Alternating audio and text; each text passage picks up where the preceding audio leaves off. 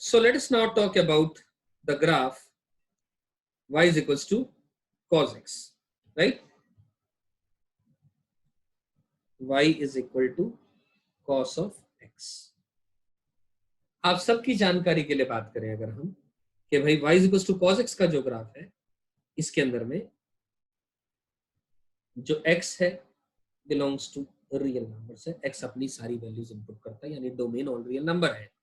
और अगर मैं y की वैल्यूज की बात करूं, y की वैल्यू -1 से लेकर के 1 तक आती है। y की वैल्यू -1 से, मतलब minimum value -1 and the maximum value is 1।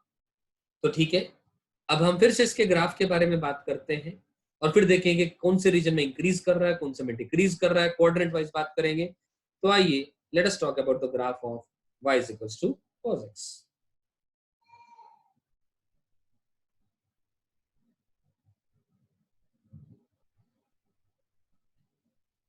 तो पहली बात, जो y is equals to cos x का जो ग्राफ है, just like the same manner में जैसे sin x का ग्राफ वैल्यूज -1 से 1 के बीच में लेके रखता है, ठीक उसी प्रकार से cos x भी अपनी वैल्यू सारी की सारी -1 से 1 के बीच में लेकर के रखता है। करेक्ट? तो मैं ये दोनों लाइंस बना रहा हूं आपके ये ग्राफ में समझाने के लिए, जो -1 से 1 के बीच में रहता है।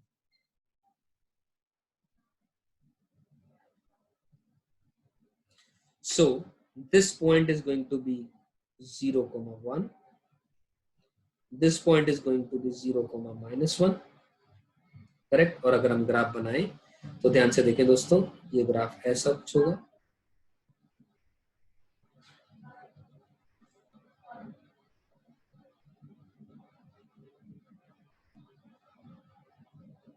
इस तरीके से ग्राफ चलता चलेगा।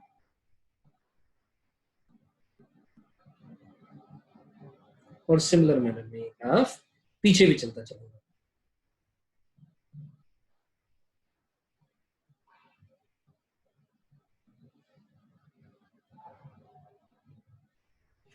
ठीक, तो दोस्तों ये आपके सामने अगर मैं बात करूं, this point is 0, 0, 0, this point is π/2, ये x एक्सिस है, ठीक है ना, this one is the x axis, तो ये π/2 था, तो ये वाला पॉइंट है पाई, ये वाला पॉइंट है 3π/2, this point is going to be 2π and this is 2π + 5π/2, 2π + π/2 is 5π/2। यहां बात करेंगे तो माइनस का π/2, यहां बात करेंगे तो माइनस का पाई, दिस इज माइनस का 3π/2 एंड दिस इज माइनस का 2π। सही है? तो ये आपका ग्राफ है y is equals to cos x का। और जैसा कि आप सब देख पा रहे हैं, क्वाड्रेंट नंबर 1 में ये रीजन है 0 से π/2, this is the quadrant number 2 π/2 से pi, this is the quadrant number 3 pi से 3π/2 and this is the quadrant number 4 यानी 3π/2 से 2π। तो मैं इतना बोलूंगा कि फिर दोबारा ये graph it keeps on repeating itself after an interval of 2π. So this graph is also periodic in nature with a period of 2π. ठीक है? तो this graph is periodic in nature with a period of 2π.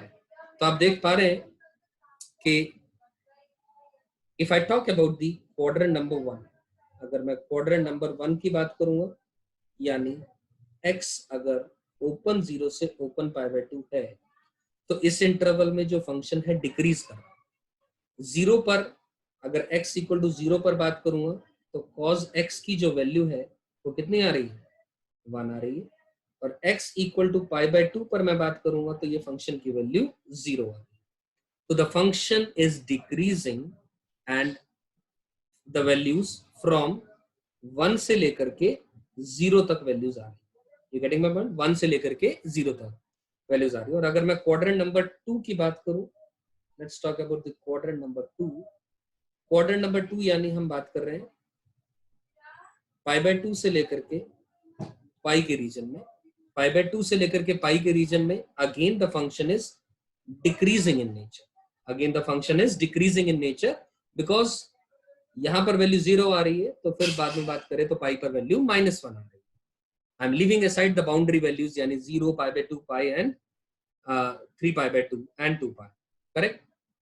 तो इसी तरह quadrant number अगर हम 3 में बात करें, तो क्वाड्रेंट नंबर 3 के अंदर में द फंक्शन इज, यानी x की वैल्यू अगर हम पाई से लेकर के 3π/2 में बात करें, द फंक्शन इज इंक्रीजिंग। और अगर क्वाड्रेंट नंबर 4 में बात करें, ध्यान से देखें, यानी x बिलोंग्स टू 3π/2 से लेकर के 2 pi, again the function is increasing, again the function is increasing. आप देख सकते हैं, if I can highlight via this one, the function is increasing. और हमने जो बात करी ग्राफ की इस रीजन में पूरे के पूरे, यहां से लेकर के the one I am highlighting, यहां पर हमने बात करी इस पूरे रीजन में।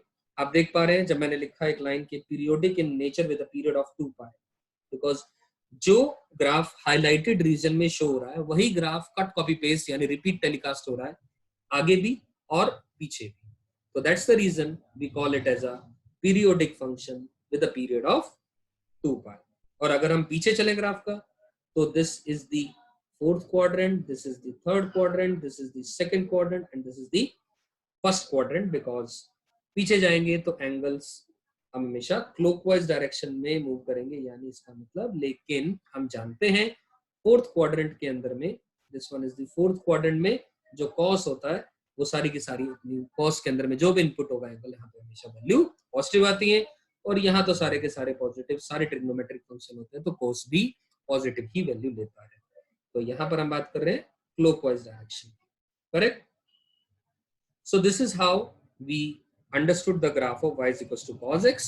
We can talk about the many more things related to the cos x, related to the maximization and minimization.